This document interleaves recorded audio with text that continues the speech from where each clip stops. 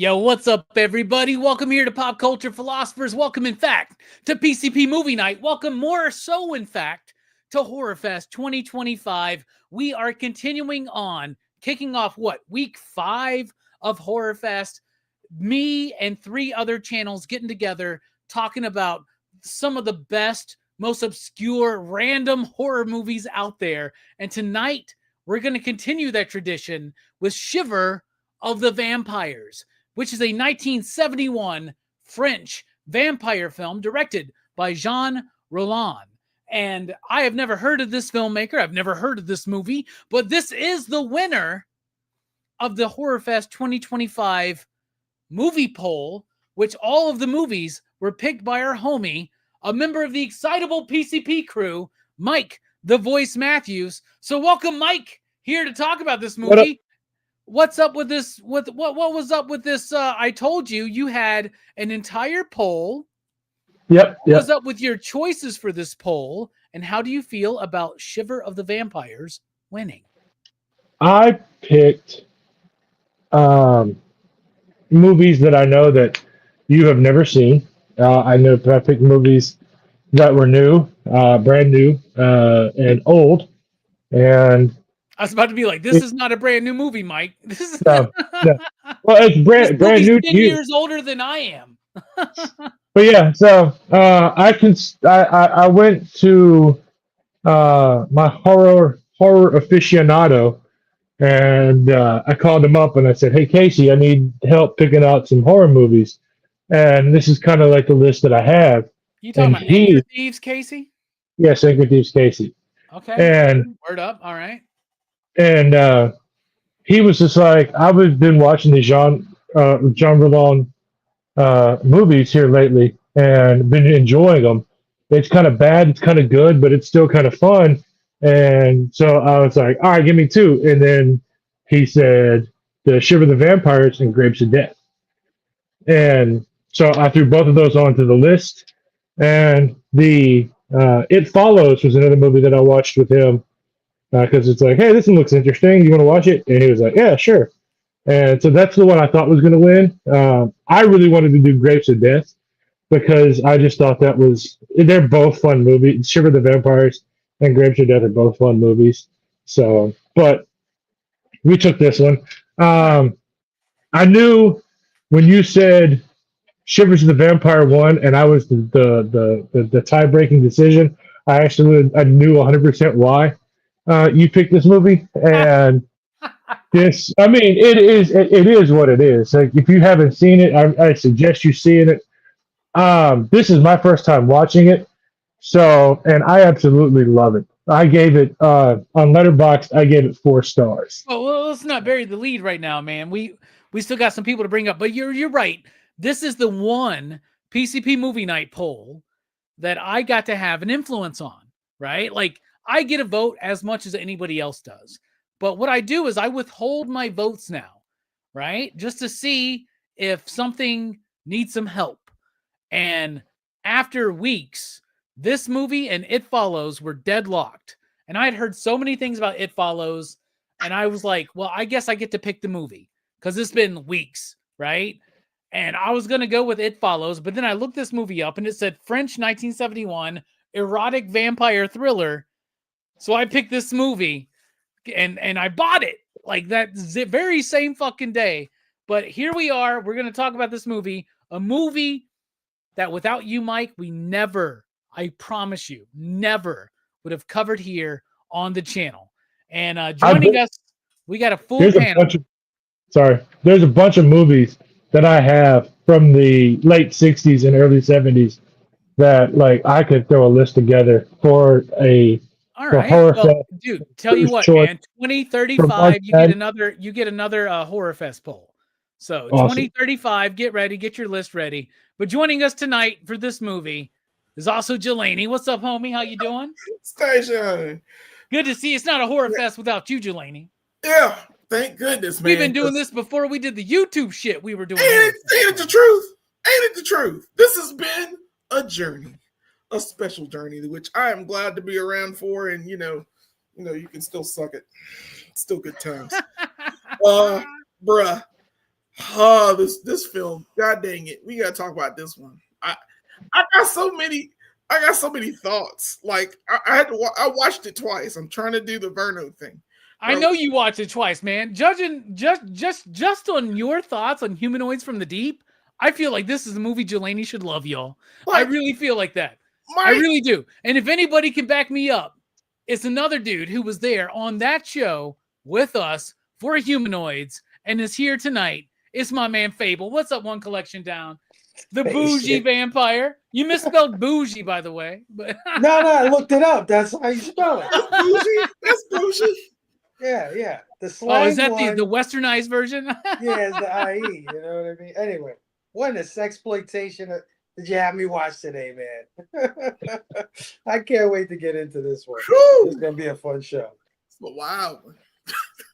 All right, we're gonna dip in real quick because I think he has to dip out real quick. It's Verno. What's up, Verno? From Blood Splatter Chatter. It's gonna be a very weird intro and outro. As you're doing the intro, my wife texted me and said she locked her keys in the car. I gotta run to Walmart and let her in her car. But Mike, you old son of a bitch, I was scrolling forever through the Facebook page, and it's official. We're back in a tie with It Follows. Because Robbie, I did the same thing. I'm like, you know what? I'm gonna wait. I'm not gonna vote just yet. And I'm going to wait and see if something needs help. And then I forgot to do that. And I wish I hadn't. But now it is a tie. We're back in a tie with It Follows. It is a tie. And now you got to dip out. I'll be right back, man. I apologize. No, it's fine, man. Dip out. You'll be right back because we got another panelist to join us tonight. All right. Love you, boys. Love you too, bro. And it's my man, Brooks. Brooks, I guarantee this is the first time watch for you. Yeah. Had not heard of this one. It's had the feeling of a Joe Corallo picked movie to me. Maybe it's just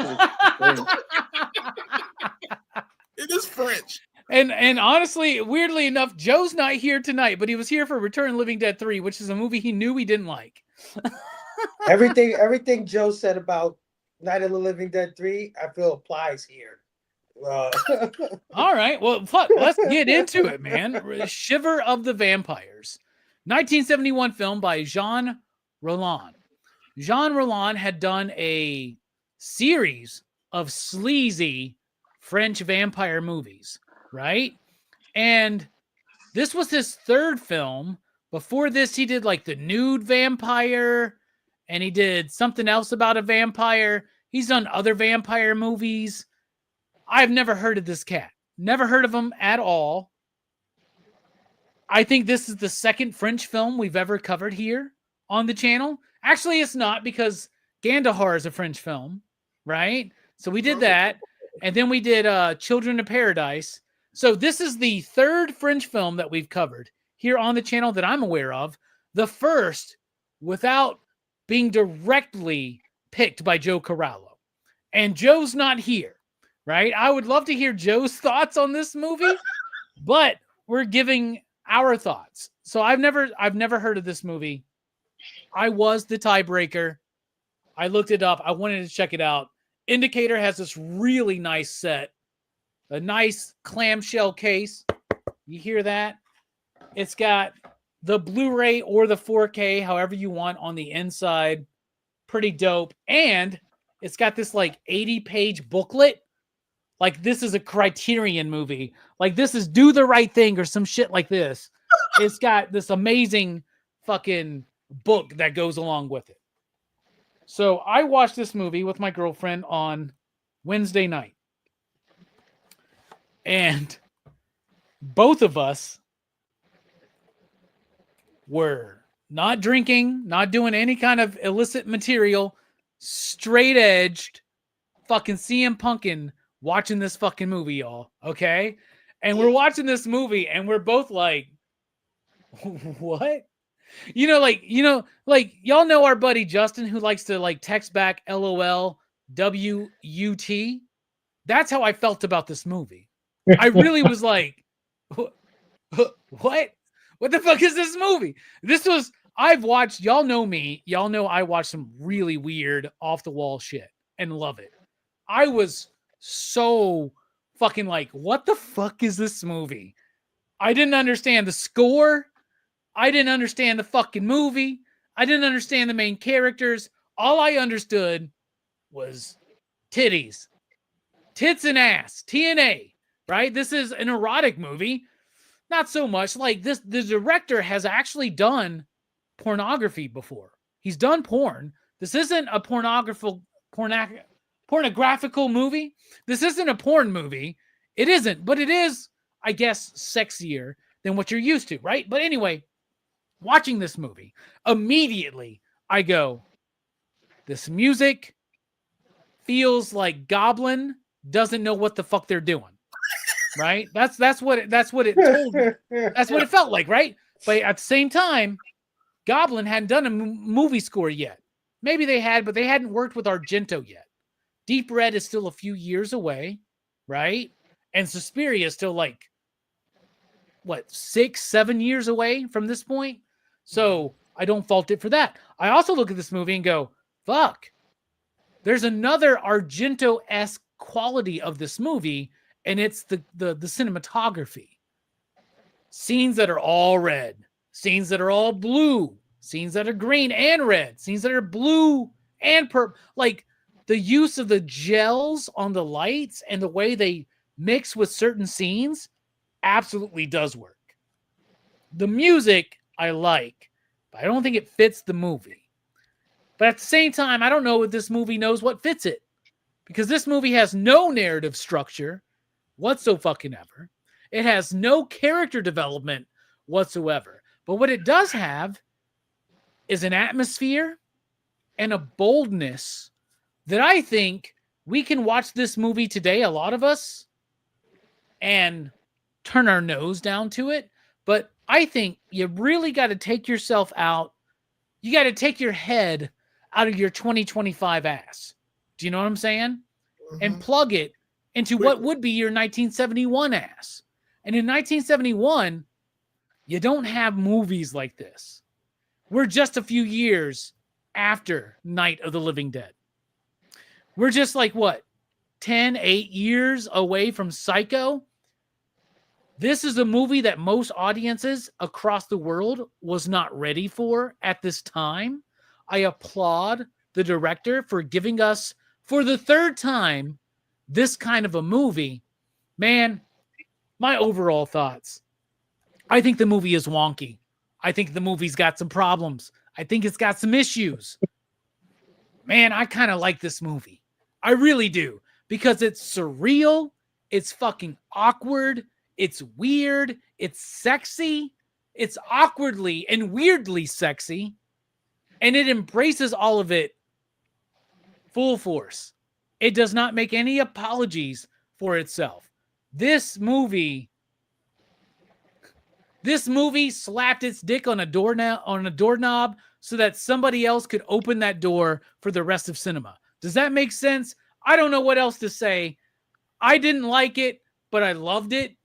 That's where I'm vibing at with this movie right now. So Shiver the Vampires, I'm like a big mixed bag right now. I understand its flaws, but I also understand, especially within the context, its boldness. And its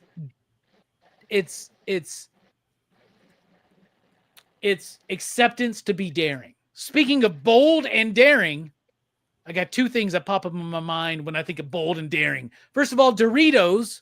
Second of all, Mike the Voice Matthews. Shiver the Vampires. What do you think, bro?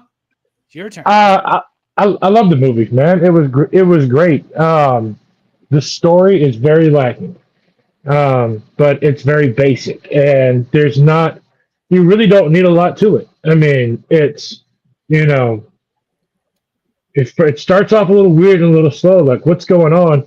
But then, like, once you start figuring everything out, you're like, okay, that's cool. And like, it doesn't really need a lot, in my opinion. Because it's a very basic story. The music and the sound effects, I think, were great. The way that they use those, and I know we'll talk about those here in a minute. But like, just the sound effects being so jarring for like the scene, and then all the different animal noises, it was just kind of like, it just took you out of your element. I think it was just supposed to weird you out in some way, and that's what the colors it's just kind of like, oh, hey, what's up with this? What's going on? Like, and then all of a sudden you hear like the loud dog, howl, and then like the goat noises, and you're like, what is happening? And I think it came across really well on getting the point across. I think the story, um, it's a kind of an interesting story that, I mean, it's pretty much done. It's vampire hunters that, fall prey to what happens, and, and then they don't want to spread the curse. It's a simple And story told in a fucking backwards ass way, in a way, right? Like yeah. And I think but the that's not editing even of the fucking point. That's the thing. Like, you get and you're like, I don't know, man. I don't know about you, but the first time I'm watching this movie, and I'm like, why the fuck are these dudes staking themselves to death? I have no idea what the fuck is going on here, right? You figure that out, and I appreciate that. Like Joe Corallo, if he was here, might tell us this movie doesn't treat you like a dumb shit, but like, I'm like, what the fuck is going on in this movie, dude? I'm waiting for some exposition, like throughout this movie. I don't know about you, but I really, really fucking was. But then when you get it, it is a different take, man. It is like vampire. Wait, what if Van Helsing and his brother? What if Moses and Aaron become fucking Egyptians through a curse or something in the middle of the night? I guess is right. Like, what if they become the enemy? Right? That's kind of what happens. But man, I guess the whole point is, fuck it. Nobody else like us but us. Like, I don't fucking know, man. I'm sorry, Mike. Go ahead. I just. Well, no, I have it's just so many thoughts about this movie, man. It's so random. This movie is random. The one word I would say about this movie is random. This movie is random as fuck, dude. Well, when they stake the lady, and they go, she can no longer carry the curse that we have. You're like, oh no, because you can obviously tell that these are the cousins, and then their Do not cousin. tell me. Obviously, you can tell. The entire fucking first fucking 30 minutes of this movie, I'm like, who the fuck are the cousins?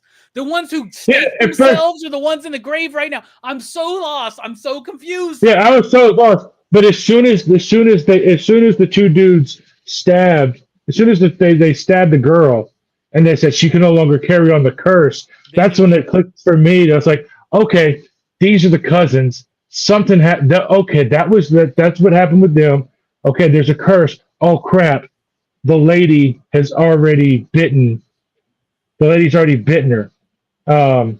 Crap, what was her name? Is it Isabella or Isis? Isolde. Yeah.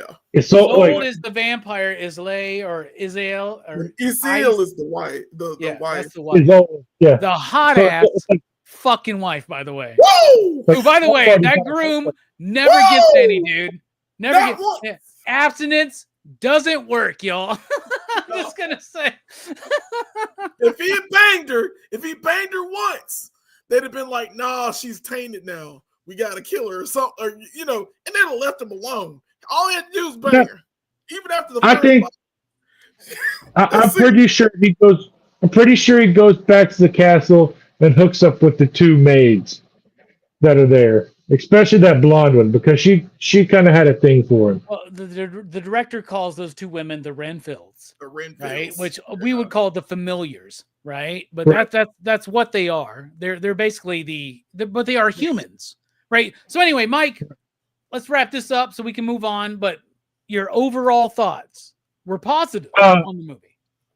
Yeah, it was great. It was weird. It was bizarre going into it.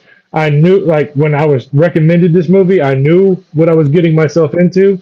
So it was like perfect. I know what I'm like. This is perfect. You did not steer me wrong.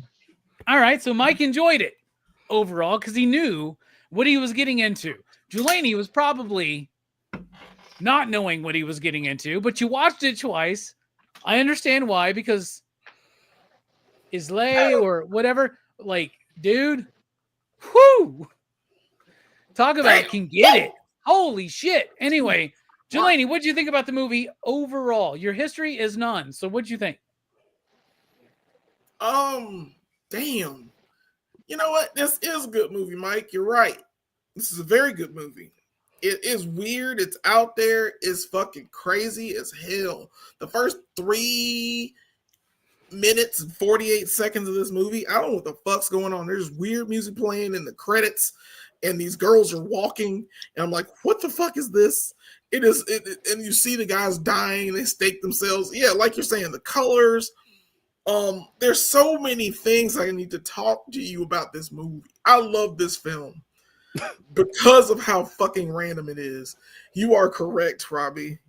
It is the weirdest trip I have ever been on in cinema. I watched it. I want to watch it on drugs next time, man. I do. I should have. I didn't watch. I should have watched this on drugs. This makes so much more sense when you look at it through the perspective of just go with it. Just like Corallo does. Just shut up and just go with it. And I went with it because the first 3 minutes, 48 seconds, I was going to shut this shit off and be like, Mike, this is shit. And Robbie, what the hell? What the fuck's wrong with you? But it wasn't that. The music's all over the place. It is not the best music. I do love the cinematography of this film. Yeah, the cinematography is great. I love it. Really is. Do you hear me? There's so many little cuts in this movie, and we'll talk about the structure and stuff. But there's so many beautiful things. I look at this movie, and it's like the library scene. I love that scene. I want a library like that. I love the panning when they pan all the way around the room. I love that shit. And then, like, when the cousins are talking, and one wants to talk like this, and one wants to talk like this. I wish we had two of us together so that we could just do the whole show and just kind of lean in when it's time to talk. Lean in and say something. It was so wild. I was like, what the hell is happening? And oh my God, it's got the best vampire murder I have ever seen. It's quite possibly the most epic kill I have ever seen. Who uses fucking nipple pasties as fucking murder weapons? Bro, my girlfriend looked at me and goes, did she just kill her? I was like, well, I guess she had these like nipple fucking things on. Like, so I guess so. I guess she's dead. I don't fucking know. And like, bruh, there's so many. This was a movie where I was watching it and I felt high and I wasn't high. That was what was weird about it, man. That's how much I had to watch it again to be sure. So weird. And Link, to answer you, this movie over Bloodsucking Freaks any fucking day, man. Woo! This man, all these women can get it. All of them. Every last one of them. And I was like, wow. I've never had a whole they can all get it situation until now. It's the first time ever. So I'm impressed with the movie. I'm glad we can make that happen for you, Julaney. I'm so happy you picked this movie, Mike and Robbie. I appreciate you both for and the PCP Army. You gotta blame some of them too, right? I did not vote for this. I didn't vote for any of Mike's movies because I forgot this poll existed. So, it was the greatest thing ever, and I appreciate both of you for allowing me to watch this film. Fuck yeah, dude! I had a feeling. I was like, if Julaney loves Humanoids from the Deeps and Return of the Living Dead 3 so much, this is in the same line, right? And that's like when I was structuring this whole horror fest, I was like, let me get these movies back to back, right? Shiver, Return 3, fucking. What was the one that I just forgot that we were talking about 2 weeks ago? Humanoids from the Deep. And then next week, Slumber Party Massacre 1, 2, and 3. Bruh, don't think I didn't know what I was doing. I was like, Horrorfest. Let's fucking get into some sex. Speaking of getting into some sex, this motherfucker reminds me so much of what if Robert De Niro and George Michael had a baby? His name would be Fable from One Collection Down. What do you think about Shiver of the Vampires, brother? A movie you didn't even know you signed up for. First of all, I totally am not surprised you voted for this movie, that you're the one who made it happen.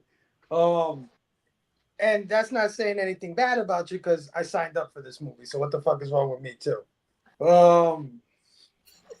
This is not. Well, you signed up before the poll was finished, okay?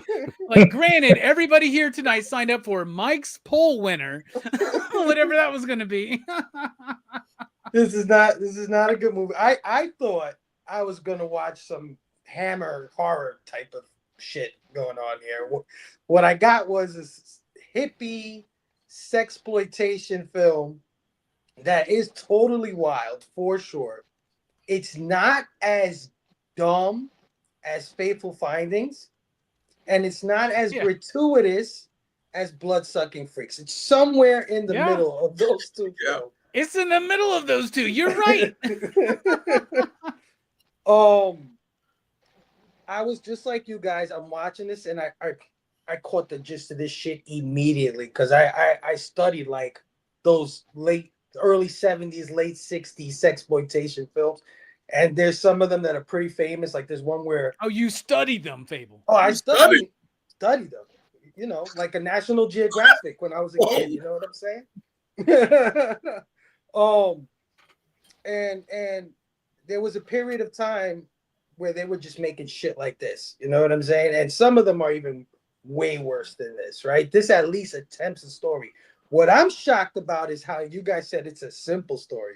This shit is complicated as fuck. Like two vampire hunters that live in a castle are in a polyamorous relationship with a chick in town that invite their cousin over on her honeymoon to get seduced by their maker, and then they died the night before, so that was already going to happen, right? She was just looking for a free fucking honeymoon, right, at a castle, right? This shit is wild. This is not a particularly good movie, but there's some firsts in here, right? Like some shit I've never seen in other movies before. You guys mentioned one, Death by Tit. You know, I've never seen. If there's a way to go, there's a way to go. How do you die? Through your tits. Those fucking wounds would be in my eyes, by the way, just so you know. My eyes and my mouth, just so you know. As they should be. But it inspired me, if you guys would indulge me, to create a list of titles that I would have probably named this movie just based off of the wild shit that I saw in this movie. So if you guys can indulge me, this is my list of titles I came up by watching this movie. Number 1, The Worst Honeymoon Ever. Right? Yes. Number 2, I Sleep in a Grandfather Clock. I love that part. Number 3, Take Your Covers Off and Fill Up on Me.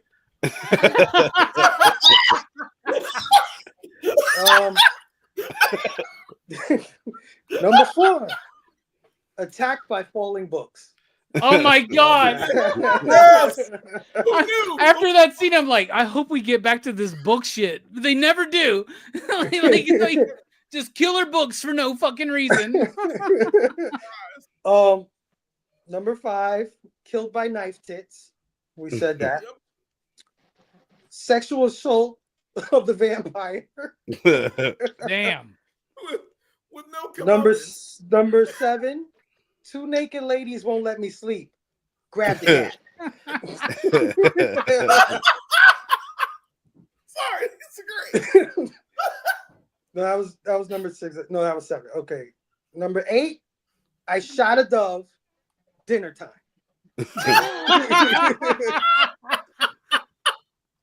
Number 9, The Ascot Mechanic. I just wanted to throw that in. And the last one, That Ain't Santa in the Chimney. Bruh, that ain't cranberry sauce.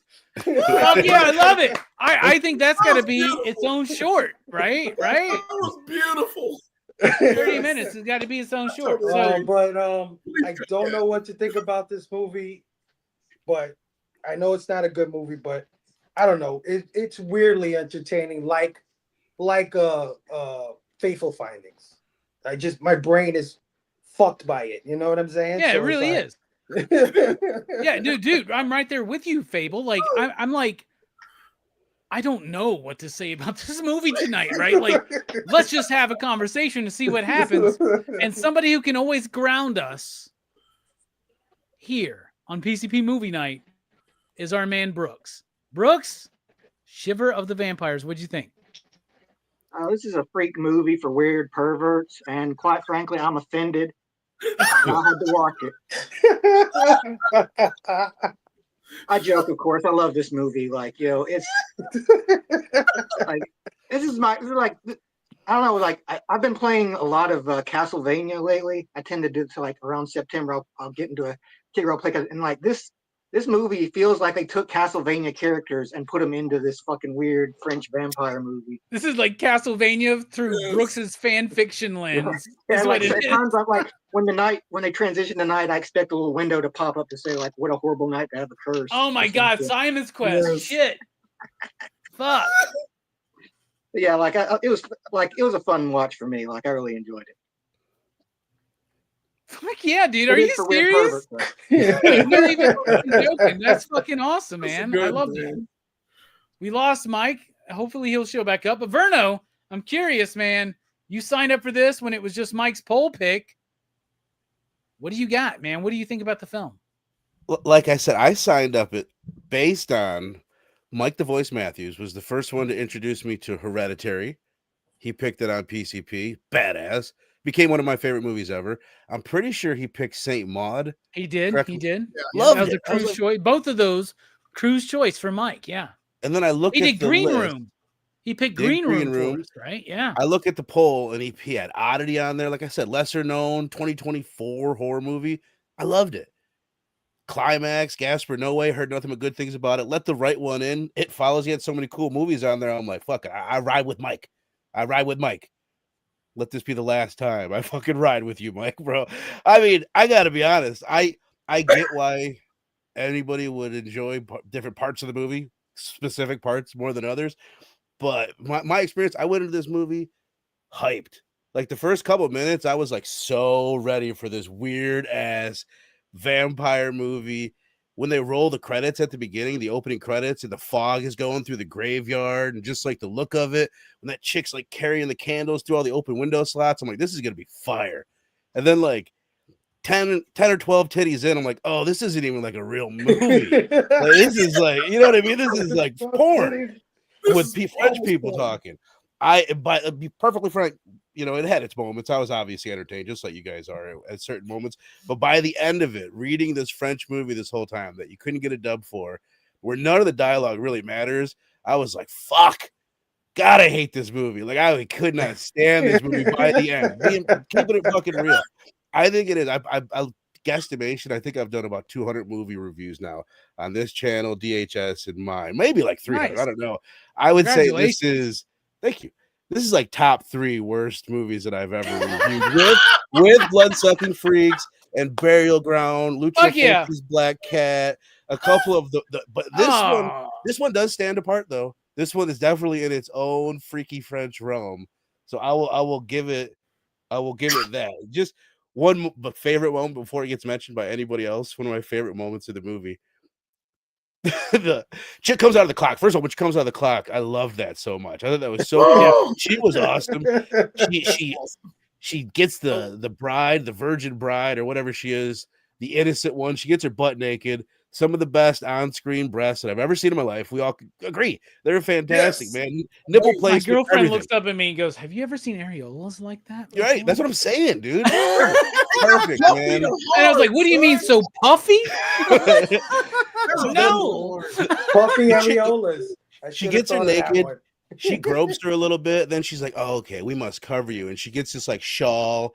She got her back to the camera and she wraps her all up. I'm like, "Okay, fine. You've covered her up, some decency." Then you turn around, she covered up everything but her titties. The titties were still out after she put the shawl on. I'm like, this movie is insane. But it was a rough watch, and I did watch it twice because I was like, man, I was so over it by the beginning. I was like, maybe I missed something. Maybe there was something deeper. And I don't know if I felt any differently by the end of the second watch, man. But it was interesting. This like we say a lot of times, this motherfucker's got so many shows going on. He's like, let me rewatch Shiver of the Vampires twice in case I missed it. Also, I will say I have a theory about why these ladies might be experiencing the shivers. We can break it down later, but it might be because they're naked. I think that might be right. These are a little chilly. Cold. And they're in northern France. Yeah. That's a big part of it. Let's talk about the cast. Mike has dipped out. I don't know if he's having problems with his internet. Mike, if you pop back in, let us know. But let's go on ahead with the cast. It's a cast of characters, y'all.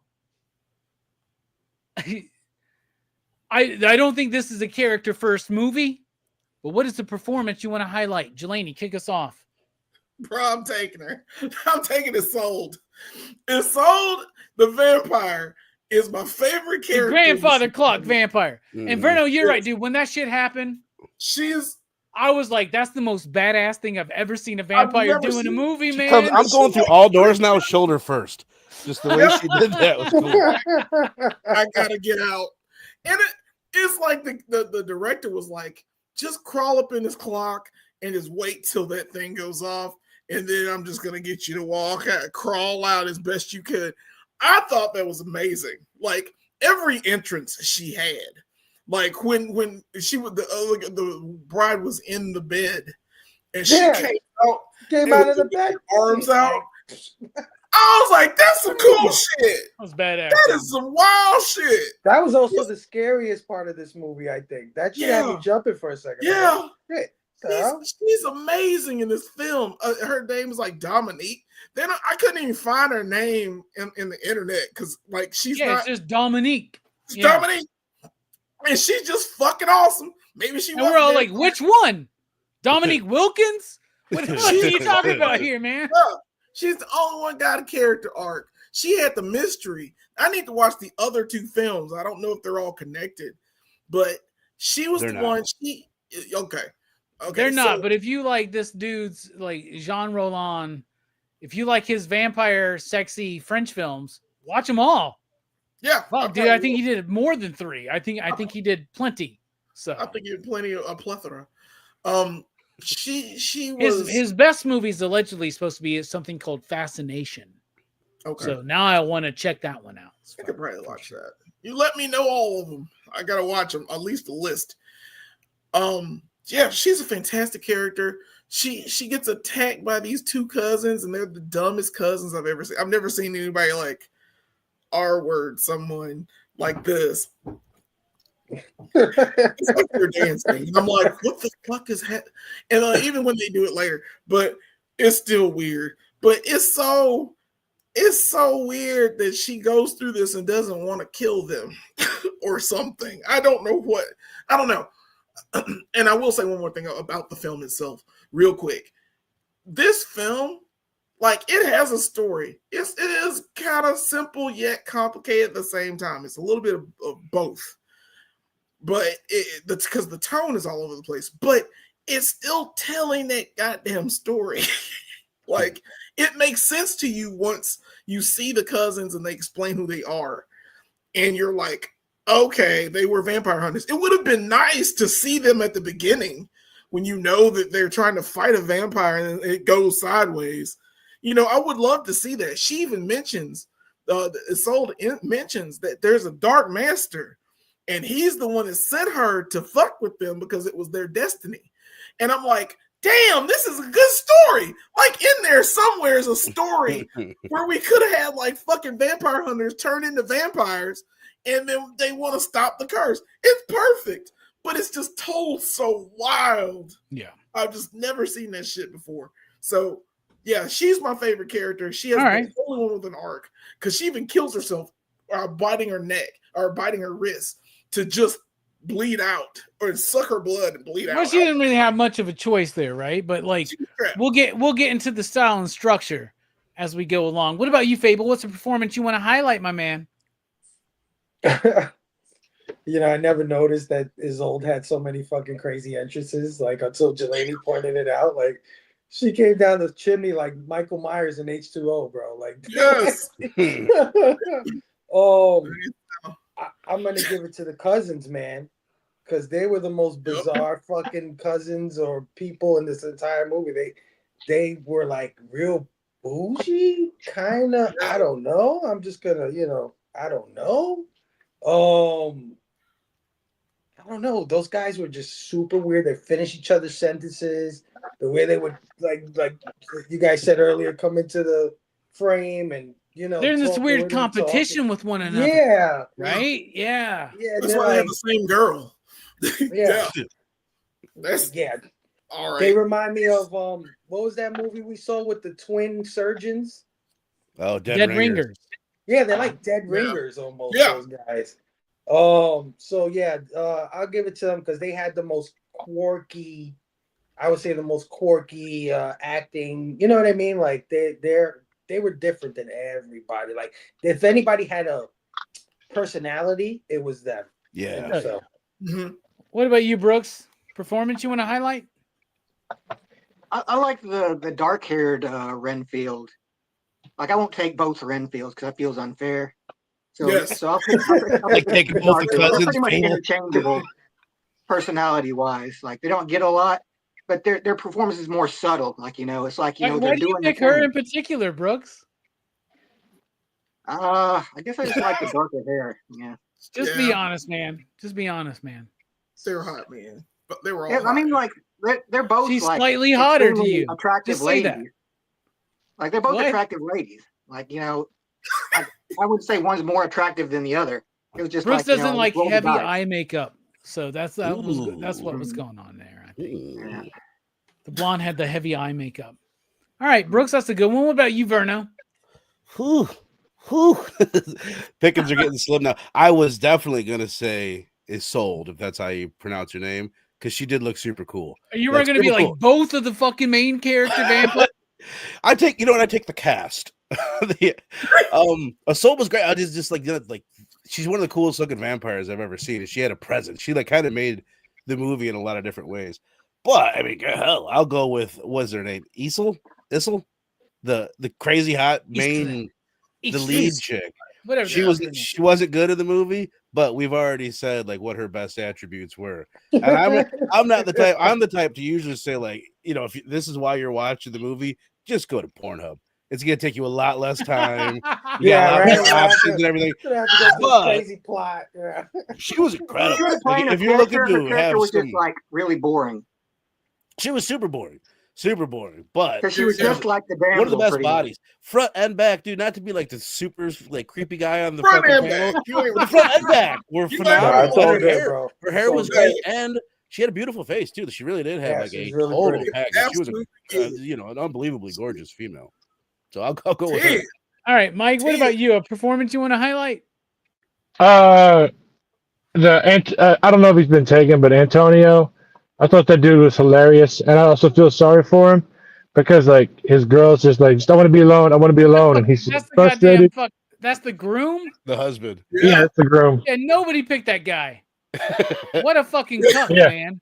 Get the fuck out of here, man. Yeah. And then it's just like you see all this crazy stuff that's going on, and then you grab a gun, like that's gonna fix it. Like that's gonna like With endless Like- bullets. Just popping off shots Yeah. every fucking where. Just firing this goddamn thing. Ah, so and then it's the book like you think the book's falling on top of you like that almost. Why didn't you walk to the center of the room? Why are you leaning up against the shelf? Just Around, open the door. bro, The my books favorite are part not gonna about that, dude, my favorite part about that is he's so embarrassed he never tells anybody that he was attacked by books in the Right. entire movie. Like if you watch it, like my girl was looking at me, she was like, he hasn't told anybody about them fucking books. It's because he didn't have a single person in the movie that gave a shit about him. Nobody Nobody They did. just said like, don't Yeah. go in the library. Like Yeah. giving somebody some fair warning. But I Oh, feel yeah, sorry, Mike. like he's like, but even at the end, like he's shooting the gun at him, and he's carrying her body, and then she just disappears, and or no, they're covering her up, and then she just disappears. But like even when he was running away with her body, it was just like, what are you doing? Where are you going? He's the only Like- one out of all of us who didn't know what the fuck movie he was in. Yeah. Right? Yeah. Like he And was just like, somehow he was faster than everybody carrying that. Than shit. everybody. I Yeah, don't right, know that's that. it. all I right. was thinking too. Can I I just love say, how he had another one of my favorite parts of the whole movie is when he's looking for his old lady and he witnesses a ritual sacrifice, a human sacrifice. And he doesn't think anything of it. He goes back to the bedroom. He finds her. The first thing he does is rip the covers off her and starts groping her. It's like, what do they have You to do need with to anything? leave. Bro, this dude has been Wake waiting up. so Get out long. there. He literally married this woman to bang her, man. That's Yeah. all he cares about, dude. That's all he cares And about. he All never right. got to. He never got to. Never got to. All right. So for my favorite character, I mean, we've already picked mostly all of them. I could say the other familiar, the other Renfield D. that Brooke Reynolds. did not pick, but I will pick one of the vampires, one of the brother twin vampires, whatever the fuck. Whoa. Hit the wrong button. Okay. Oh, hit the wrong button again. There it is. That dude right there with the long hair. There's Yeah. something about that dude that really fucking cracks me up. Yeah, he's hilarious. I don't know what it is, man. Those two vampire dudes are so fucking weird, but that one in particular was cracking me the fuck up throughout the movie. All right, let's talk about the style and structure. Here's the thing. I think the style is great. I love the way it's shot. Like I said before, proto Argento, right? I'm not saying that without this movie, Argento doesn't do Suspiria. But this was a movie that before Suspiria happened, well before Suspiria happened, that was playing with using these color gels in these kind of interesting ways, right? And of course, Mario Bava did it as well, right, Verno? Right? Verno's become as much of an Italian horror fucking expert as I am here on the panel. So I love you so much, Verno. And dude, let me just tell you something, like real quick. I'm so proud of you, Verno. I'm so proud of you, man. From when I first met you, and you were just some bullshit guy wanting us to talk about X-Men fucking comics. I was like, you want me to talk about X-Men comics? Okay. 2-minute podcast. They suck, bro. Let's go. Let's move on. But you did. And like, I don't know, you found something. You reconnected with something from your past with horror films. Thank you. Right? I appreciate that. And you have become my favorite horror movie channel. Like, period. Take that, and Dylan. I watched some of those. No. You know, I watch Horror Geek. We love him. You know, I watched the Kill Count with whatever the fuck douchebag Denise, whatever the fuck his name is. Right? He's fine. You want to be on the channel, bro? Anyway, Vernon, I'm super proud of you. Thanks, bro. That being said, I like the style of this movie. I think the style is one of the best things about the movie. Structurally, it gets in and out. It doesn't stick around too long, but it feels long. Why? Man, why are there shots in this movie where I'm watching it with my girl and we both go, they know that we know the coffin's on fire, right? They can cut. They can cut. There's so many elongated cuts in this movie. So many moments where they just hold the fucking shot. And you're just like, am I missing something? Then they cut it and you're like, what the fuck? Like, it's just so oddly paced in a weird way because of some of those cuts. They hold on scenes way too long. That being said, I love the way it's shot cinematographically. Like, the cinematography of the film is great. I love this. It's got this blend of like Universal horror, Hammer horror, and like, we got to remember this is 1971. We have Godfather hasn't happened yet. French Connection hasn't happened yet. In America, we really haven't had that 70s boom that we were going to get with like Coppola and Spielberg and Friedkin and Lucas and like what's his fucking name? Dressed to Kill. What's his fucking name? De Palma. Like, we haven't gotten to Scorsese. We haven't really gotten to that yet. So in 1971, this dude is making a French softcore vampire movie that is honestly on the cusp of what all of those American directors I just mentioned were about to do to reimagine cinema with New Hollywood, if that makes sense. You know, that New Hollywood direct. Y'all know what I'm talking about because we are all in our fucking 30s and 40s and all love fucking movies. So you know what I'm talking about. And this movie, honestly, we got to give it credit for what it was doing a little bit ahead of its time. Even though, especially in America, we don't like to give the French credit much. So there you go. Style and structure, Jelani, what do you think? Carry us on through, please. All right. This movie is a tapestry. The tapestry of just layered things. It makes no sense to me how the style of this movie is beautiful. I love the cousins' outfits. I love everyone's costumes. Everybody's costumes, except for I guess his name was Arthur, the dude. Who was Antonio. Antonio. Okay. He was the blandest of everyone. He knew he did not fit in to this hippie lifestyle. And it shows that they wanted to do like this trip fest with this movie. It's so much to look at. Like I said before, I love the library scene. I love when they're talking to each other in the camera. I love all the spots where it makes sense for a lady to come out of a grandfather clock. It's so many beautiful things. Fucking nipple pasties that kill you. It's so wild. It's so many little nuances to this film that I just love. I love it all. And the thing I love the most is being friends with this dude, Fable. Dude, tell us, dude, what is the style of structure? I'm not gonna say anything about the structure other than it's short. It tells its story and it gets out. It's an hour 30. But Fable, you carry us through. The style is pretty decent. There is certain framings in this movie that I understand where Robbie is coming from, where his, pre-Argento, movies of the 70s kind of thing going on. Like there's a shot where she's in her wedding dress and she's going through the cemetery, and it's actually pretty beautiful. You know what I mean? There's shots where they're in the cemetery period, and it looks pretty cool. There's a shot where she's at the couple is at dinner with the cousins, and the camera is rotating, right? And they're like talking, and it's bad acting and everything, but the way that's being done is kind of cool. Like, you know what I mean? I can see where somebody can see this and say, I can do that, but I can do it better, right? Yeah. Like, but the idea, the genesis of these things, it's weird that it would come from something like this, but I can see people stealing from here and improving on it.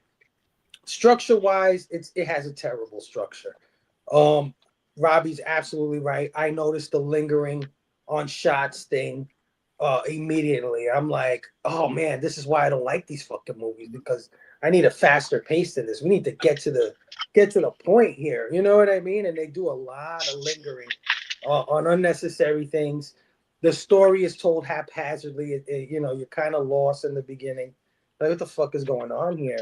And then they drop an exposition bomb on you. So, you know what I mean? It's not told very well. But yeah. But it's short. But even if it's short, I still clock watched on this one, and that's always a bad sign. Anytime I'm looking at like how much longer is this shit? There was a time where I did that, and there was still an hour left, and I was like, oh fuck, what is gonna go on for another hour? First time I did that in the movie, I was like, fuck, there's only 10 minutes left? Fuck yeah, we're winning. What about you, Brooks? What do you think about the style and structure? Well, I like this movie. Like, it feels like it's being a little bit experimental. Like, it's trying some new things. Like, like you were saying, there's the shot where the camera's rotating around. There's like, the shot where both of the characters are like getting all up in the camera's face. It's like it's trying different things, but like it's very rough. It needs some polish. Like, it feels like, he was on the right track with, trying like new and different things.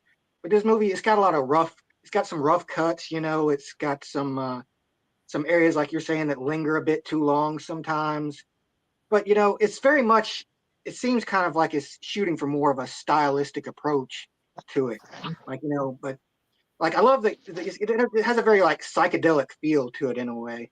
which a lot of that is like contributed to by the music as well. And in some places, it feels like very music video-esque, I guess you would say. Mhm. Yeah. Like it feels like, sometimes Like the the music Hobbit. kind of like overshadows the actual performance on the screen at times. Well, if you think about it that way, it's a little bit ahead of its time, then, right? Yeah, before MTV, we had Shiver Yeah, the and Vampire. there's a lot of movies out there and shows that do that still to this day, man.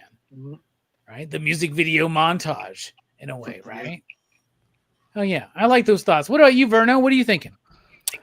I mean, you guys said a lot of it. Stylistically, it was definitely cool. It was, very art house. Even that bit where they're leaning in and talking to the camera. There's something about that was like, I've seen that before. If I haven't seen that, I've seen people doing like a similar type of thing in like old 70s type of thing. So it was, I don't know, it was very much of the time.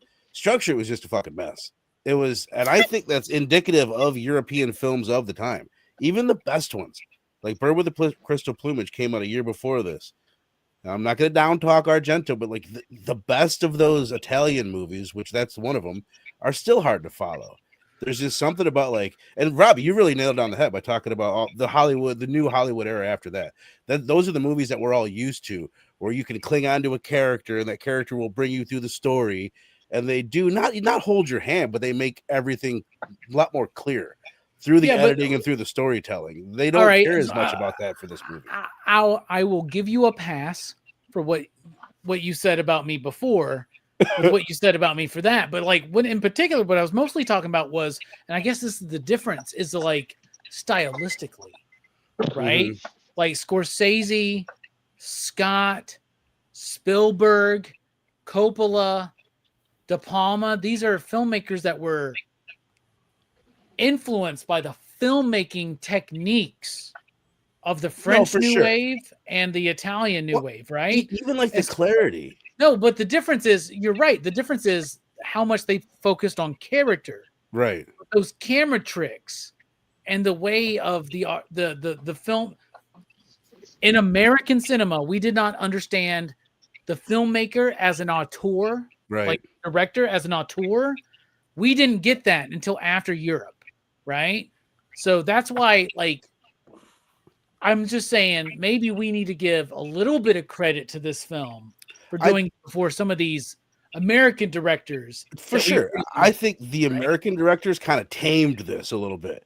They took what worked in this for the vibe and the style, and they made it more clear. And then also, to compare it again to Argento, it has that dream-like atmosphere that Argento definitely has. And he also had the music video moments in there. So I definitely see very that. very little content out there on YouTube, by the way, about this film. But the little that I could see, most people go, "Well, I wonder if Argento was influenced by this film." No, he wasn't. But like, he was. I don't think he was. Maybe he was. I'm gonna agree with you. I think he was more influenced by like Bava, right, in particular, and things and other things. I agree with you with the influence, European influence, but the Europeans were influenced by American cinema. For sure. It's cyclical. You know what I mean? Like Argento is Americans created Hollywood cinema. Yeah, it influenced the Europeans, who elevated it. The Americans took it, elevated it. The Europeans took it, elevated it. The same thing the as Americans music. took it. It's just that's how it goes, right? We invented rock and roll, then they came back with the Beatles. And then Eastern culture, Japanese cinema, Asian Korean cinema, Chinese cinema, right? Taking it to the next level. That's why we talk about French films, because we love cinema across the fucking world, right? But I just, last thing I'll say is the castle. I just love that castle was really that castle's great. Very Most cool. of it's filmed on location at that castle, man. Really added a lot. Like, it was so much a part of the look of the film, obviously. It's so good. It's so good. None of us are in disagreement here, but it is about influence upon influence, right? And you can't say, I'm not saying Shiver of the Vampires is responsible for Taxi Driver or Suspiria. No, right? for That's sure. not what I'm saying. But I'm saying the style of filmmaking that led to something like this in France is what led to those filmmakers in America that then got and then we're not even talking about animated fucking cinema. You know what I'm saying? Like, that's a whole like, oh my God. Do we all love movies here? Are we cinephiles? Is that what's going on here? This is fucking ridiculous. What about you, Mike? do you think about the style and structure of Shiver of the Vampires? It's like we said before, it's got a very weak story, but it's very also possible that it's like, hey, I got a bunch of cool shot ideas, and I want to attempt them, I want to try them, and maybe some cool visuals that I want to do, and then just throw it at the wall, see what sticks, see what works. And I think the pacing, because it's slow, but the editing of it's very jarring because you're like, there's a scene to a scene. You're like, what just happened? Like, where is this? Like, what's going on? And I think the jarring editing is supposed to throw you off. I think there's a lot of stuff that it's confusion. It's supposed to leave you like, I want to say bewildered.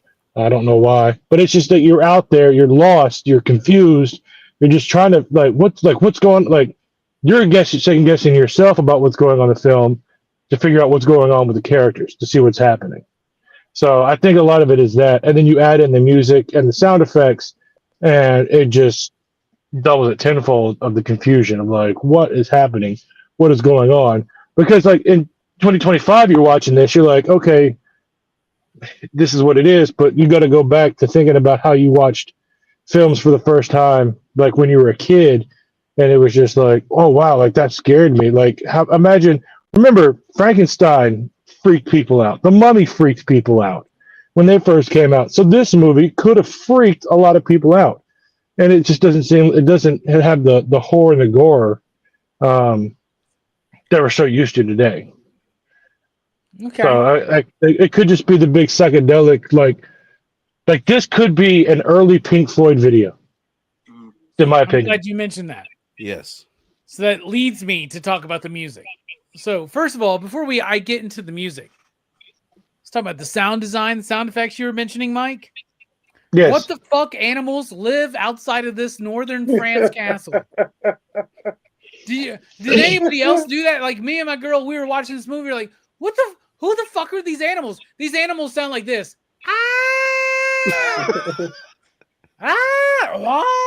Like, what the fuck are those animals, man? Yes, are those wolves? Are those coyotes? Like, what the fuck are they? I don't know much about northern France, but I don't think animals outside of castles just go, it sounds so weird, man. It sounds so weird. But at the same time, it adds an element of unsettledness to it. Let's talk about the music, though. The music is done by a French rock group named Acanthus or something like that, right? They were short-lived. They only had like a brief time, a few years of existence. They did the music here. Here's my thing. If I listen to the music on its own, I think it's fine. I think it's good. It sounds like a late 60s psychedelic prog rock band that got hired to do a movie score like Pink Floyd. Pink Floyd did that, by the way, for the film More, for instance. What's the other film called? Brooks, do you know? Like a movie film, like aside from The Wall.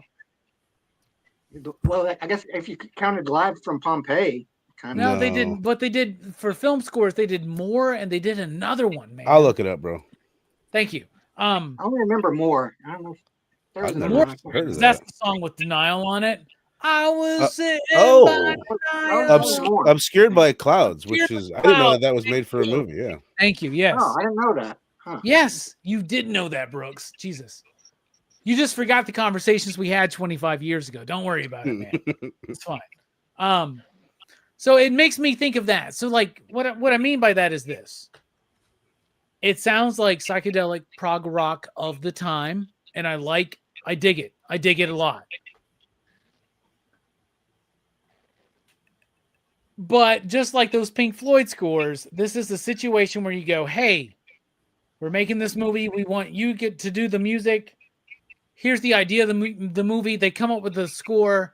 They add the score in after the fact. Here's the thing. A few years later, Argento and Goblin did the exact same thing with Profondo Rosso. And then Deep Red, or that is Deep Red, but then Suspiria, then Tenebrae, and so on and so forth. Argento was able to get them to score the music before the filming and still make it work because he was playing that music on set while they were filming. This was the tone. He was working with Goblin. That's why if you look at those movies, it says music by Goblin in collaboration with Dario Argento. In this one, that collaboration is not there. And the music, as good as it is for what I like about it, for being psychedelic, like it's actually a little bit later than the psychedelic wave of America, right? And I don't know what it was like in French culture, but in 1971, we are already at the end of the hippie movement. But what I know about some cinema is that a lot of European cinema from a certain point onward takes its effect from American culture after the fact, right? Maybe a little bit too late. So for 1971 in America, we're at the end of the hippie revolution, right? That's where we're at. But the movie and the music, like when Pink Floyd was already on their way to making Dark Side of the Moon, this was the music being done here. What Dario does with Goblin can be comparable to this, but the difference is the Grand Canyon between the two, in my opinion. Dario working with Goblin to get the tone first and then make the movie. This felt like concept to music to make the music fit with it regardless of the tone, if that makes sense. And it feels like Syd Barrett, Pink Floyd, and not Dave Gilmour, Pink Floyd, if that makes sense. So I like the music enough, but I don't think it fits the film, and I don't think it necessarily super works, even though it may be a predecessor to things like Argento working with Goblin. What about you, Jelani? What do you think about the music in the film? I won't be as profound as that, but I will say this: I think it fits a little bit. Like it kind of works. Like That's this what she whole said. film is a type of thing. Oh, it's just so weird that the music is. I don't know how to explain it. I'm trying to explain it because the first 3 minutes and 48 seconds of this movie, because I had to make sure that this So movie was precise, talking. by the way. I love it. Yeah, I had to look at it because I was like, yeah, that whole time it was kind of like The Hunger. It goes back to The Hunger for me. Like, what was the song at the beginning of The Hunger that was the concert? The Bauhaus song, man. Bauhaus song. Bela Lugosi is dead. Bela Lugosi's dead. All right, so like just like that movie. That movie, by the way, all the shit you talked about, The Hunger, get the fuck out of here, man. It's the same thing. Hunger's way better than Shiver the Vampire. Nah, nope. All right, Nope. all right, that's fine. I disagree. Funhouse is better than Shiver, though. I'll tell you that. Yes. Fuck no. Yeah. Funhouse is trash.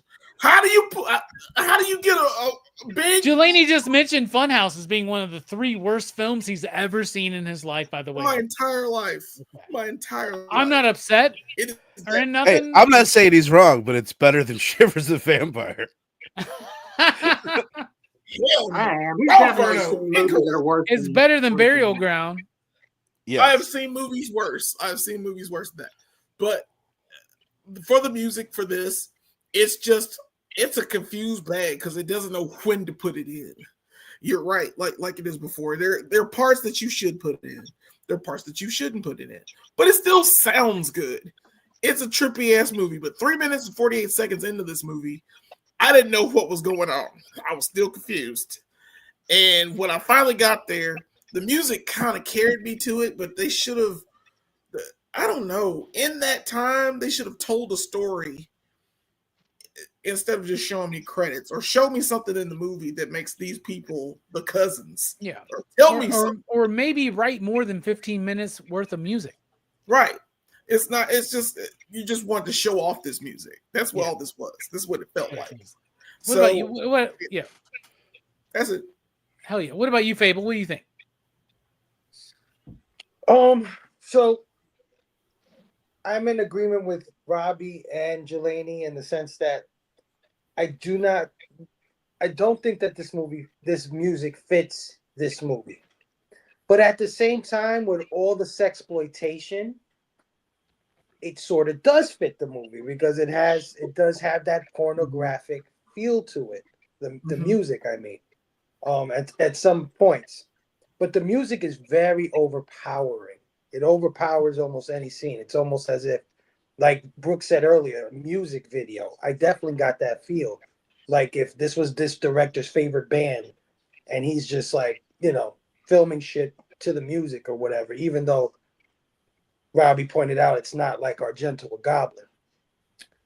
But I do like the music, not in the context of this film, but I like the music because my producer brain was going off while I was hearing this music. In a sense that I'm shit, like, what a cool key change right there, yeah, man. no, well, I'm thinking of it at a different pitch, right? Because when I think of samples and shit, I'm thinking, how would that sound slowed down? How would that sound sped up? Oh, this little piece right there, I can cut that. Like my producer brain was going off when I was hearing this. So I would love to have this, on digital, so I can like mess with it in GarageBand or mess with it in Fruity Loops. But for this movie, I don't think it particularly fits. But I do like let's the music. go, man. Fable Yeah. and Contact presents Shiver of the Vampires. Let's go, man. I'm down, dude. I love it, Fable. What about you, Brooks, man? What do you think about the music? Did it stand out to you? Did you notice it? It's actually, this is like one of those few movies where the music is the first thing I noticed. Actually, like that's it's got that synth funk sound. Like it's very reminiscent to me of like Piper at the Gates of Dawn. Like the first Floyd album, like you were saying, the Syd Barrett stuff. Like it's like, or it was more psychedelic. Maybe a little less polished, but like more experimental, I guess. Not that later Floyd wasn't experimental too, but in kind of a different way. You're waiting for a scene where this vampire's out there on this bicycle, like just strolling around. Right? All of a sudden, like a giant animated hawk flies through the sky or something. But yeah, like I like the sound of this music. Like it's not like most soundtracks. It does tend to like jump out at you in certain areas, I think. And it has I'm a sucker for synth organ. Like I love the way synth organ sounds. So like, you put synth organ in something, like, I'll usually be more amenable to it. But just so you know, 1971, that was a real fucking organ, Brooks. Yeah. Just so you know, okay? There was no synth organ back in 1971. It sounded like synth organ, though. No, that's an organ, man. I mean, it might be an electronic organ, but it's an organ, man. So that's what she said. Yeah, we didn't get those digital shit until like the late 70s, early 80s, right, Fable? Yeah, there were electric guitars in the 60s. Well, I wonder if there was we're talking about synthesizers, but even then they were like analog. Yeah, right. late 70s, early 80s. That's where it really we first got like digital Moogs and shit like that. Right? Pipe organ is like a big ass bunch of pipes, though. Like they're not playing on an actual organ. No, it's like a B3. It's a Hammond B3 organ is what they were using. Yeah, like the Doors, man. Right? Do you think when the Doors recorded their fucking albums, they brought in a goddamn church? I would expect them to, yeah. But Jim Morrison bring in a church, not pipe organ. Bring in a whole goddamn church. Can you guys just come to the church now? You bring it to us. Verno, what do you think about the music in the film? This stuff is probably like, this is probably closest to like where I actually have like some kind of expertise on anything that I've ever fucking talked about online ever. Because for years and years and years, like this is what I was into, was jam band music. Seen 1,000 jam bands live. Fucking, it was my thing forever. What this stuff is, 1971. Were you a deadhead, bro? I was that's the exact point I'm getting to.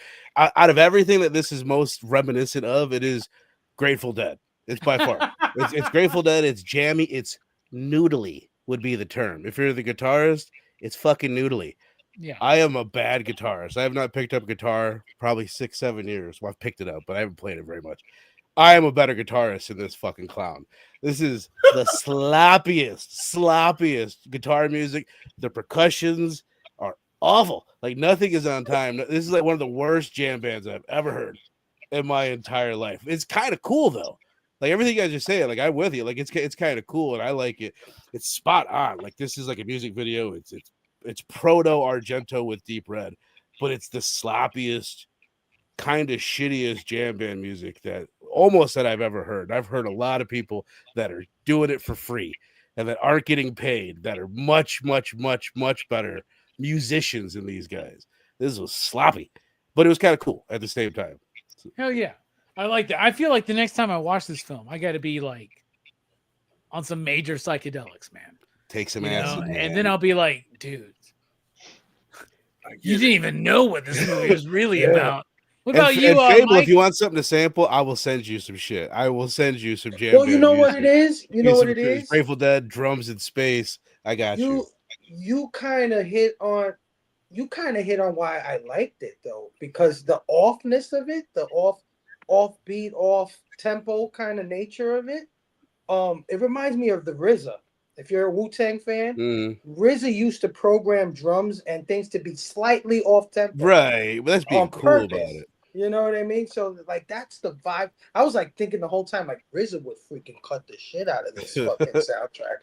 But anyway, yeah, hell yeah, send me all kinds of shit. You know, I'm down with it. Okay, then send it to me and I want to rhyme on it, man. It sounds good. It sounds like a good collab going on here. What about you, Mike? What do you think about the music in the film? I thought it was great. I think that they used everything the way that they wanted to. I think some of that offbeatness is what they were going for.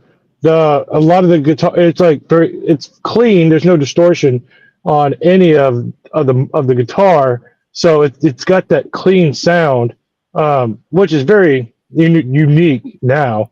But it's driving a point to where it's like you have just the guitar sound, and then you have the sound effects on top of the guitar sound, adding more to the madness and the craziness. I think he was using the music the way that he wanted to do the madness, the crazy, the throw it against the wall, see if it sticks.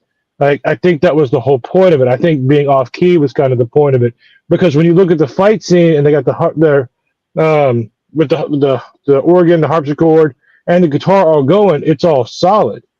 Right there towards the end, it's just like, okay, I think he knows what he's doing. I think it's supposed to jar you out of what the reality of, just to make you just like what's happening, what's going on, because it's like when you hear music, you're like, okay, cool, like oh man, something bad's about to happen, but then it's just like you can tell that something bad's about to happen, but then like the car, it's just like he's just hitting the strings, and it's just noise, and it's frightening and disturbing, and it just jumps out at you, and it's a little deeper than just not very good music, just the way that he used it.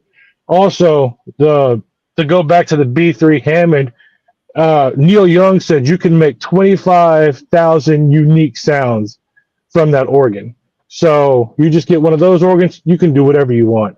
I said, and that's what everybody samples now. It's called I think it's the B4, the B6 is what it is, and all the editing software. So, but it also has got there's a lot to it. But I thought the music with the use of the sound effects was great. It was jarring, and it was unnerving, and it was unsettling. It would like, even if you're like, man, what's going on? It'd catch your attention to focus you back into what's going on. So I think it was like, some of it was very subtle on purpose, and then I think some of it was just jarring. Like, you're using the guitar as a jump, like you can't do a jump scare, but I'm using the loud sound effect noise and the guitar as a jump scare in a way. Yeah, I mean, fair enough, man. I like that. I like that a lot. All right. You know us here at Pop Culture Philosophers, we like to dig. So we like to dive a little bit deeper into the films. And Jelani, after watching this film and diving into it, watching it multiple times, what do you philosophize from this movie? What is it saying to you? To be honest, I have no clue, because you can take it from so many directions. Like, you go back to Antonio, like, The second you see a human sacrifice, it's time to go. I don't care what hallucination you have, get the fuck out. You know, you have to see the red flags of a lot of different things. You don't just go to a castle that your wife's cousins are staying at, and I had so much fun there. Nah, let's go to Italy. We can go to Italy, have fun. I probably would have never met him. There's no way in the world that I would have gone there. The other thing I would have taken from this is, you know, you're vampires, and the second you're vampires, I would have just staked myself. Like, you're vampire hunters. It's over. I know this is the deal. A lot of people, you know, Whistler did it. You gotta, you know what I'm saying? You gotta get rid of him. But he didn't. Whistler didn't. We just talked about Blade 2. He didn't do it. And let me tell you something, y'all. I love Jelani, but I know him. Jelani, you get turned into a vampire, you ain't killing yourself. You're like, fuck, I'm a vampire now. Life sucks. Blood's too expensive. I know how you are, man. Right, Brooks? Right? Brooks, got my back. You got my back? Yeah, like, You think I'd be a vampire? He'd be like, vampire toys are too I'd be a expensive. werewolf. I would not be a vampire. Werewolves are real fun. Vampires are just stinky. Get the and fuck old out of and here. You have more control over being Dude, a vampire than a werewolf. Anymore. I can't eat anymore. If I had to be at a table with people, I couldn't eat steak anymore. It depends on what movie we're talking about, Jelani. The hunger, especially the hunger. If I have to be a vampire hunger and I can't eat steak, fuck that shit. And they didn't eat. They drank blood. I will not be a vampire. I'd be a werewolf. I'd tear you up. Plus, I'd tear up a bloody red steak. This motherfucker would rather be tormented and becoming a goddamn flesh eater for 3 days out of the month. All right. Fair enough. You can't go out in the sun. You can't go out in the sun. You got to drink blood all the time. Fair enough. Let's stop. Because well, I think I'm on your side now. You've convinced me. I feel like we got a whole show ahead of us now. For real, that is a good we one. have to justify which forever. I feel like we got a whole show now ahead of us where we got to justify what movie monster we would most want to be. Creature of the Black Lagoon. Really? No, it just sounded gross. That's like, who would pick that? What a life. All right. What about you, Fable? What's this movie speaking to you as you dig into the meaning of the film? You know, I was a lot like Jelani. I wasn't getting any kind of theme out of this. But then, like, I thought about some of the instances that happened in this movie, like the cousins, the way they were acting, their bouginess, the fact that what's her name? Isolde. She's obviously, you know, she said she hated men, right? And she was getting raped or whatever. The fact that the cousin chose what's her name? Yeah, all of their names start with an IS. It's very confusing. Her name is La Isla Bonita. Yeah, the hot wife where she chose her cousins over her husband to have this like life with Isolde or whatever. And I was starting to get this whole like, I don't know, conservative kind of patriarchy versus in the closet homosexual. You know what I mean? I was getting this like vibe like that was what there was being told, but it wasn't deep enough to form that thought, if that makes any sense. So I'll just settle on women suck figuratively and figuratively and in reality, right? Like they've actually sucked your blood, and the women in this movie kind of suck. Like, vampire women definitely suck. And I don't know if that's what he's trying to say, but it's like my man's just trying to get some on the honeymoon, man, and it's just a whole bunch of women messing up his party, man. You know what I mean? Whether it's the two Renfields, whether it's his wife betraying, whether it's his old, and you know they suck blood too. So I don't know. That's what I'm going to settle. Like they had a relationship too. Like they kind of hinted that they were like, you know. Oh yeah, they were all so excited to leave off on their own. What about you, Brooks? What do you think this movie is saying to you? Well, I think this movie, like a big theme in this movie, is kind of like, you know, coming becoming what you hate. Like, with the cousins, like, they tell a story of like how they were before, like how much they loved the hunt. They the vampire hunting was like an obsession for them. Like they loved it so much, and like even they were kind of aware that it could any day it could go sideways. But when it does happen, like they, like kind of like Jelaine says, like they don't end it. They don't fulfill their like vampire hunting code. Like they decide to just kind of go on, but like they justify it by being like, oh, we'll just every time we bite somebody, we'll kill them before they can turn. So we're not like, spreading it. But yeah, it's like, if you like beware when you like hunt beasts or whatever, lest you become them. And that's kind of what happened here. Oh yeah, I like that. What about you, Verno? What are you thinking? Son of a fucking bitch, Brooks. You smart son of a bitch. It's the only thing that I could dig out. I was gonna say something along the lines of like, you play with fire, you get burned. So instead, I will say, if your cousin is that hot, just fucking go for it. If no one's gonna find out about it, just you know what I mean. If you're like, if you're in some foreign castle, just go for it. It's fine. She's super hot. If you're in a foreign castle and your cousin is that hot, and you won't be found out, just go for it. No one's gonna know. It's pre-internet. Vampires have different rules. Yeah, 1971. I like it, man. What about you, Mike? What's this movie speaking to you on a philosophical level? It was about family and family staying together through bad times. And sometimes the new family wants to take you. Sometimes the new family wants to take you away from your original family. I think the cousins wanted to stay together and be immortal, and Antonio was jealous and took his wife's choice away. He took her and because that's what she wanted to do. So, all right, I like that. I don't know. There's not a lot to this story. No, I like it. I like what everybody said. And for me, honestly, I was looking at this movie and I was like, what the fuck is this movie about? Like, even me, I was like, what the fuck is this movie about? Like, I have no clue. I don't know what to say. But then I started thinking about it. I started thinking about, when was this movie made? 1971. All right. Let me look up the history. All right. French cinema in 1971 is still trying to catch up to the fad of hippieism in America, which is already on the outskirts, but at the same time, maybe this French filmmaker has a look at the hippie lifestyle, in particular, free love. Let's talk about free love. Right? Sounds great, right? Just go out there, love each other, fuck whoever you want. It's all good, right?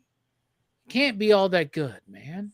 Especially back in those days where we didn't understand certain things.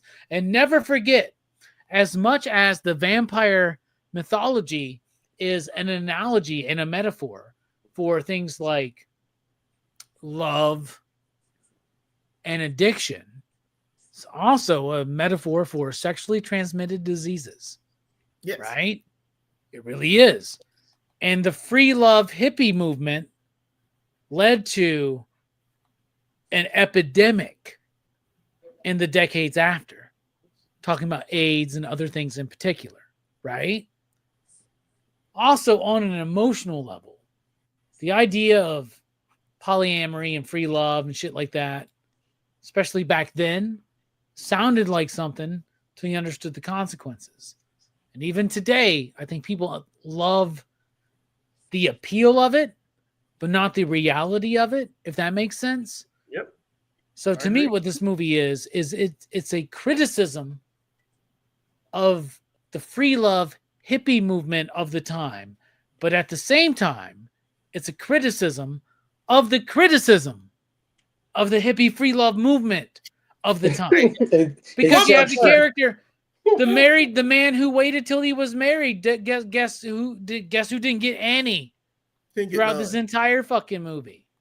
So good luck. All he could do is effortlessly shoot his gun out into the fucking stars. Do you think that's not on purpose?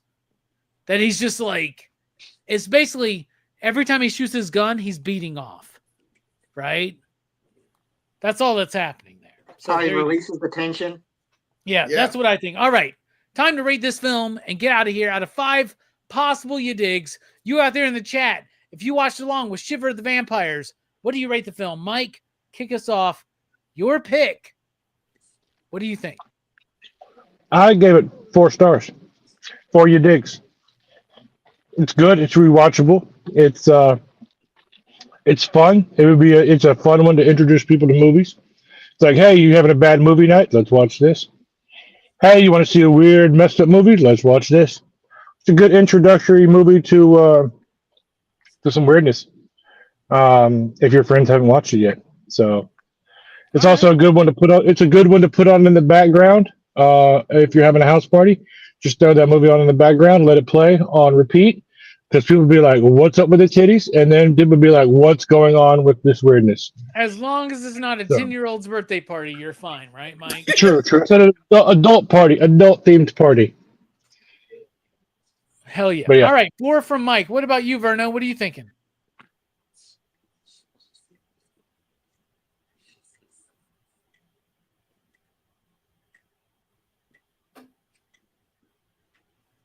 Nobody tell this motherfucker. Nope, I'm not telling them.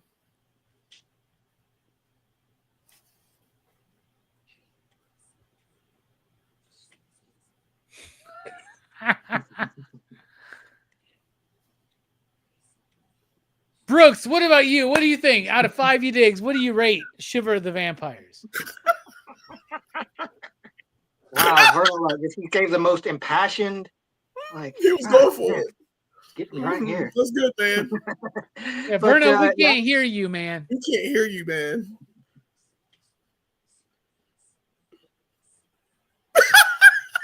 Brooks, go ahead. I figured it out. My there we go. fucking computer was dying, so I had to change some wires around. Evidently, All right, well, it's Brooks' turn now, man. Brooks, Well, what I do don't care. So I'm gonna go ahead and say I agree with everything that Mike said. Everything that Mike said. But I give it a fucking 2 because this movie fucking sucks. I would show it to people at a party. I would put it on in the background, and people were like, "What the fuck is that?" And I'd be like, "It's a movie. Don't watch it. Just like watch it now." Terrible. Like it was one of the hardest watches that I have watched for a show to do a review. Although I still enjoyed it, and like we say a lot of times about terrible movies that we watch, I'm glad that I watched it because I would have never watched it had I not had to do it for a show. But I will say to you out there, if you're out there and you're watching this, you're like, maybe I should watch this. You got better shit to do. You definitely have better shit to watch than this movie. Like I would say, watch this review. Do not watch this fucking movie. You have Pornhub for that. All right. But 2 thank you you. digs. I love that, Verno. What about you, Brooks? What are you sitting on? I'm with Mike. I give this one a 4. Like I enjoyed it a lot. Like it does have its flaws. Like it is a little rough in areas, but like overall, like I think it was a fun watch for me. Not like it wouldn't be a vampire movie I would like necessarily recommend to somebody unless they have like a certain kind of taste. But like I like the style. I like how kind of experimental it feels. Like it feels like like they're trying something a little different. So like and the Castlevania comparisons, of course, endeared it to me as well. So yeah, I think it's worth 4. You digs. I appreciate you giving it a 4. I'm really bitter Fantastic. all of a sudden again about the Funhouse review. Really fucking bitter all of a sudden. It's fine. I'm glad you gave it a 4. That's cool. That's fine. Fable, what about you? What do you give this film out of 5 you digs? What do you give Shiver? Of the vampire. This is not a good movie. It really isn't. And remember what I said about Joe Corallo's review of Night of the Living Dead 3 totally applies here. Vernal just repeated it really almost when he said there's much better things that you can be doing. No matter how fascinated I am by some aspects, whether it be certain parts of the music or all the lovely women that are in this movie, it still doesn't shake the fact that it's just not a good film. So I'm going to give it a 2 as well. Okay. Feel better about that. 2 from Fable. What about you, Jelani? What do you think? I can count on you. Dude, I love this movie. I don't know what the hell y'all are watching. Yeah, I think, you know what I think it is? No, this is fine. You know what I think it is? You've watched so many horror films at this point, and we've gotten to this level where we look at things and just not look at things. I get it. I know exactly what this movie is. It's a huge it's a hippie sexploitation movie, no matter how many layers you add to it. Yes, it is. There are no layers to this. Want young boys to come to the movie theater and beat off. Let's keep it 100%. I'm not beating off to this movie. Fable just straight up said, Julaney, I know you like to beat off to this movie. I cannot beat off to this movie. It's not that movie. That's what I'm saying. It was in 1971 when you haven't seen any titties on screen, and all of a sudden there's nothing but titty. They are taking advantage. Oh my God, there's titties everywhere. Yeah, it makes sense. I get it. I listen. I hear you. I completely hear you. All I'm saying is this: it's a fun ass watch. Period. It's so goofy and wild and out there and crazy. And I didn't think that somebody actually put this to film and put it out. It makes no sense to me. Like when just like the humanoids from the deep. I cannot believe Roger Corman like sat down and helped produce 2 different units of a movie to make what that was, which is basically a ripoff of Jaws and The Creature of the Black Lagoon. And you've done it. And it's out there. You can find it anywhere. Hell, this is free on Tubi. It's insane. And it's a fun watch. I would watch it in the background. I'd watch it with people just to get their impressions of it. Because it's so much to look at. It's so much to digest. Because you can't take it all in at once. You're just like, what the fuck? And there are better things you could be doing. I agree. But if you're into that weird, we're now into that. In fact, we can talk about this. It's like we're in the porn era of the PCP 10-year Horrorfest. The X in PCP X. This is the PCP X suck it area. X. So we can talk about this. I think we're in our porn stage now. We've watched so much porn that now we're into the inner reaches of porn. We're getting deep cuts. So now that we're here, I'm going to give this movie a 4.69. Bruh. It's one of them. It's one of them films. It's one of them things that, like, I was surprised that I liked it. Like, I should be hating this film. I'm surprised you did too, man. Keep going. I can't hate this film. I cannot hate this film. Yes, there are beautiful women in it all the time, but it's weird, purposeful. I guess I've never seen a sexploitation film. I guess I haven't, and now I have. Now I want to jump into the genre just because it's such a weird thing. I'll never beat off to this. It's just something that I'm trying to let you know this. I watched this film and I was like, what the fuck? Like, Isolde is still my favorite character because of this. She's one of those vampires. She's a vampire. She turned these motherfuckers. They should have been at the beginning of this movie, so I know what was happening, because she was in the coffin, and then it was like had cinder blocks on it, and she like woke up or something. I love that scene. That was cool. That was very cool. Yeah, I love that shit. I also loved when they died in the sunlight. I don't know what it was. It's just they were gone. Dude, was that the cousins at the beginning? Because when I watched it the second time, I'm like, that's not that guy, and that's not that guy. Yeah. The first guy that dies did not have fucking long hair. None of them. That was not the same. I don't think those are the same people. No, those aren't the same guys, but they were like the ones getting buried in the black and white scene in the beginning. That was their funeral.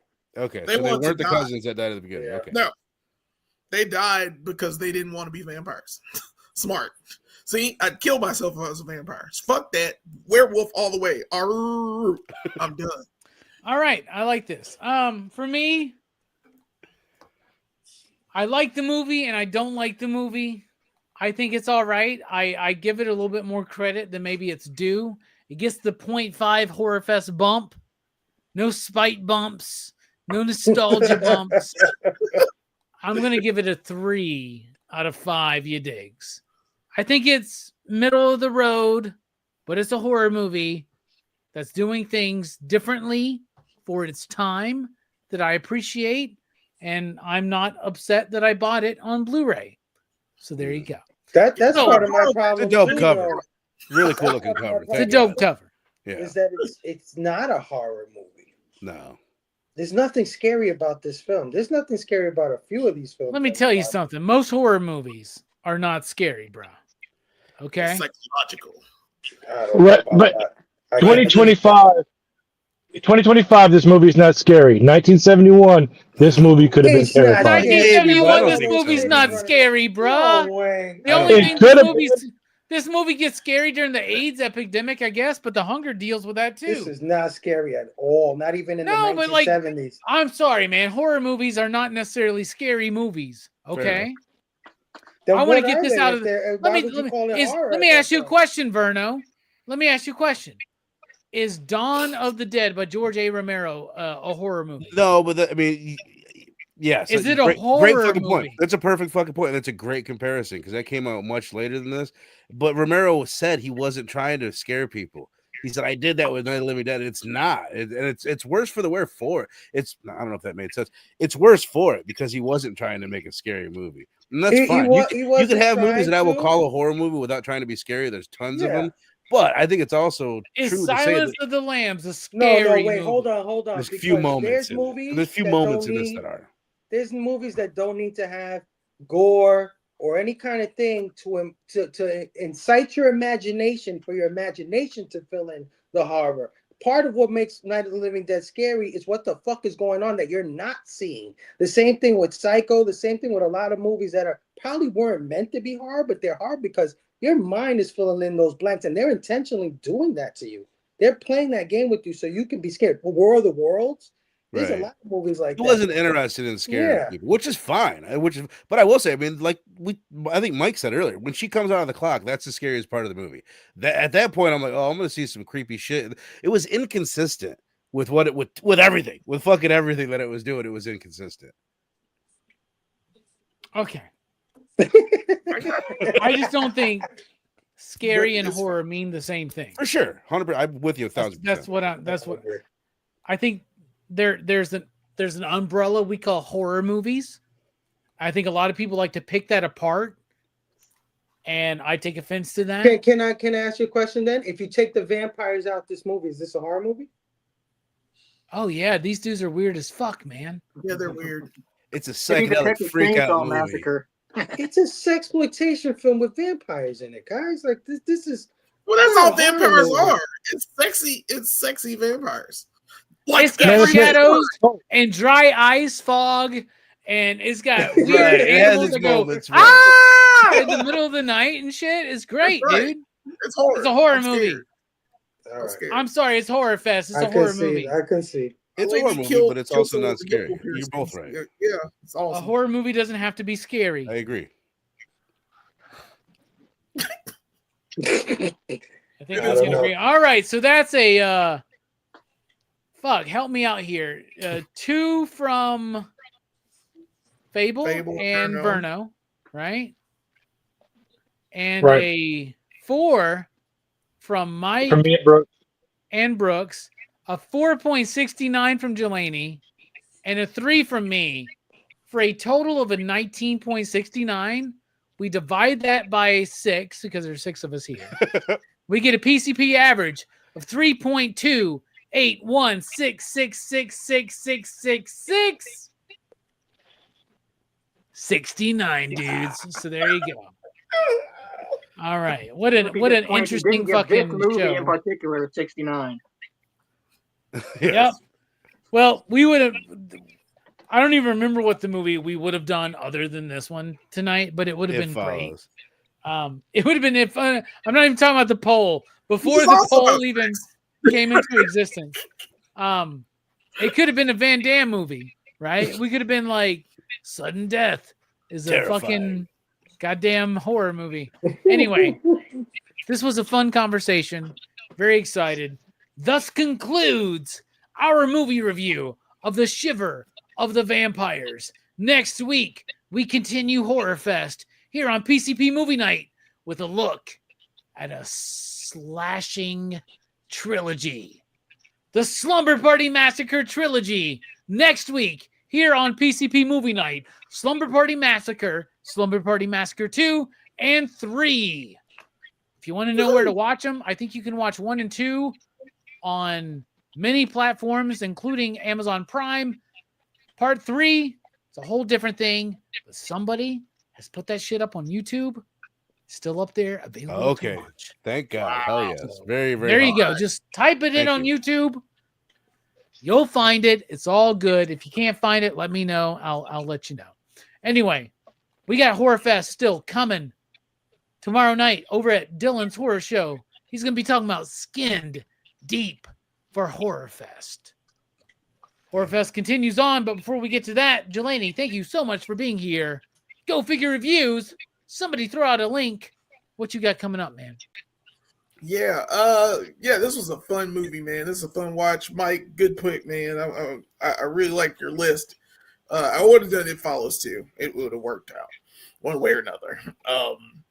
Had so much fun. Of course, Brooks and I here do a little thing called Go Figure Reviews, and recently we just did this Wolverine versus Silver Samurai 2-pack set from the Gamerverse, Marvel Legends. It's a fun little set. One is better than the other one. You guess which one. And guys, check it out. We're really happy to that you're watching our videos, so keep watching them. Thank you. Go Figure Reviews. Oh yeah. Fable, thank you so much for being here. Final thoughts. What you got coming up?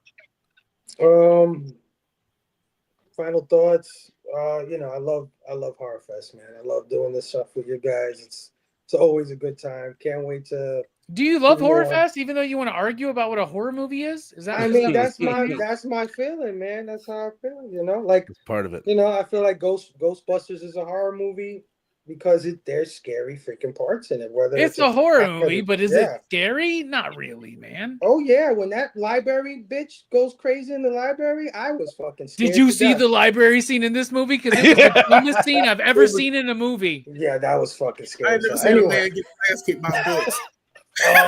Nipple to nipple contact. That's the most realistic thing I've ever seen in a movie, though. Let me tell y'all, any of us goes into a fucking small ass room of library books, and all the books just fucking do that to us. Are we gonna say shit? Just fall off the fucking shelf? Are we gonna walk out and be like, "You guys won't believe what just happened to me"? We're just gonna be like, "I'm not even." You walk out and be like, "That wasn't horrific." Not horrific. I mean, listen.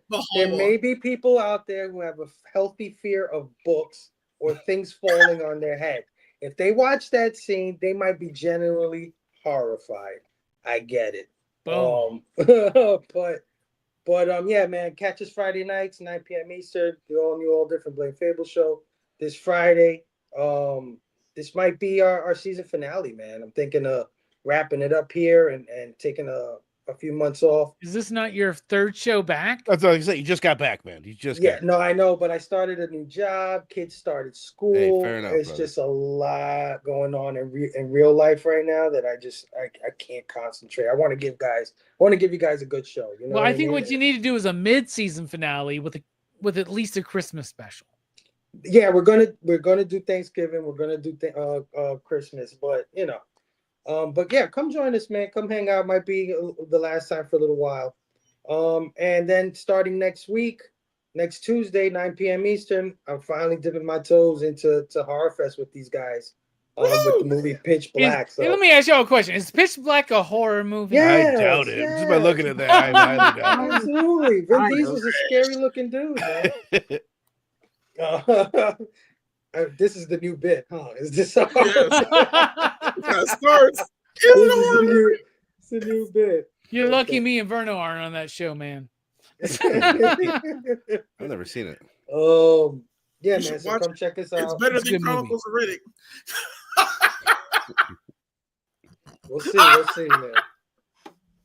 Chronicle Riddick is it's not scary at all. I was gonna try to Blame Fable and Pitch Black. Hell yeah. Hell yeah. Yeah, man. Thank you for having me on tonight. Hell yeah. Hell yeah. Brooks, final thoughts. Love you. Thank you for being here. I love that you love this movie so much, but I'm kind of pissed off about it at the same time. Odd. but I can't change how you feel.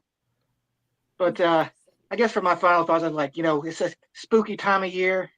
A lot of vampires, werewolves, and everything. But you got to remember, the morning sun will always vanquish the horrible night. That's from Castlevania 2. Hell yeah. I was about to be like, that's not from this movie. That's like way too profound for this movie. All right. Next week here on Horrorfest, Slumber Party Massacre, the trilogy. But tomorrow night, Skinned Deep over at Dylan's Horror Show. But Verno, my man, who I'm so proud of, who I love so much. Blood Splatter Chatter is joining Horrorfest as well. You've already been joining us. You got a lot to talk about. Already? Fucking start, bro. Let's go. Well, first, I will just let me reiterate. I'm glad I watched the movie. You know what I mean? Don't misconstrue anything I say. I love having these benchmark movies. Like when we're talking about other shit, I could bring up Blood-Sucking Freaks. I could bring up Humanoids from the Deep. I like having something like that to compare it to. And this is that. This is the most sexploitation French fucking freak out film that I've ever seen. So I like that. I like that I've seen it. But this Thursday, coming up on Blood Splatter Chatter, excited to get into not this movie because we fucking got rid of it. I sent you another thumbnail, but that's okay. That's quite all right. We got rid of that. I decided last minute, I was like, fuck it, I'm getting rid of that zombie double feature, and we're doing Alien Earth. This all one. All the cool kids are talking about it. All the cool kids are talking about it. So you got rid of this show. I got rid of it. And you're doing this one. Doing that instead. Okay. So basically, I've heard nothing but good stuff about it, and I got so confused earlier because Link sent me an image of Timothy Olyphant, this exact image, with him next to Magneto, and he said, I wouldn't be against this. And I was like, wait, what the fuck is Verno doing on Thursday? Like, we're talking Magneto, Olyphant. But no, yeah. So I'm just caught up, man. There's one episode, the final episode of the first season drops tomorrow on Disney Plus. It's fucking great. It's super fun. So come check that out. We'll be doing that on Thursday. And then I don't know what we have next, but I just dropped this today. I don't know why. I keep making these trivia things, man. I'm having fun sitting here cracking out, editing some stuff. If you think you're a slasher fan, you think you know slasher movies, go take my quiz. I'll show you an 8-second clip of a horror movie, and you got to guess what the movie is. And it's good, clean fun. I'd love to play this one. Yeah. And then this Sunday, we're getting together. This is dropping, I think, on Wednesday. It's a 4-episode, like, mini series or whatever the fuck they call it, limited series season. 4 episodes, 30 minutes apiece. Marvel Zombies, a spinoff of the What If Marvel Zombies episode that came out. And I saw the preview for it. It's the first ever Disney Plus TV mature thing that they've ever done. And the preview was crazy. I'm like, this is horror. And I was like, fuck it. So we're doing. I'm getting together with Link this Sunday at some undisclosed time on the channel. And we're talking about all 4 episodes, Marvel Zombies. Hell yeah. Sounds great, man. Hell yeah. What about you, Mike? Thank you so much for being here. Any final thoughts on Shiver of the Vampires? If you like this movie, if you don't like this movie, go to Tubi. They have a bunch of other movies in this genre to watch. Grapes of Death is also on Tubi, so you can go watch it. There's fun stuff. Another one on Tubi that I'm watching is Bucket of Blood. It's a 1968 film. It stars the old guy from Gremlins. I think it's like 1958 or 1960 movie. 68. Well, at least it said 68 on the thing. But yeah, I can't remember that dude's name. 59. But I just remember him being Dick Miller. Dick Miller, 1959. Bucket of Blood. 59. Okay, I thought it was 68 for some reason. But yeah, that's who Dick Miller is, man. Come on, man. I said he was in Gremlins. Gremlins 2 and 2. Gremlins 2. But yeah, so that's what I'm watching. That's what I'm watching next on Tubi. So, all right. Oh yeah. Well, Mike, Buckets it was great to have you here. Grapes of Death. That's my 2 recommendations. Oh yeah, great to have you here. Horrorfest continues on this week. Tomorrow night over at Dylan's Horror Show with Skinned Deep. Thursday night over at Blood Splatter Chatter with Alien Earth, starring a he really looks weird white-haired Timothy Olyphant. That's like really odd. And then join Fable for Horrorfest as he joins in at the beginning of October. First Tuesday in October, Pitch Black. And next week here, Slumber Party Massacre, Slumber Party Massacre 2, Slumber Party Massacre 3. Go check out the Scream if you know the scene. Verno, I watched your newest one. I got 2 movies in, and I said, you know what? I need to make a video response to this. Oh, go fuck yourself. So he knows I'm not fucking around. Also, Marvel Zombies coming out. Blame Fable and Go Figure reviews. All that shit. Go check it out. We love you. We're dipping out next week. Slumber Party Massacre 1, 2, and 3. We love you. And for my final thought, I'm just going to say,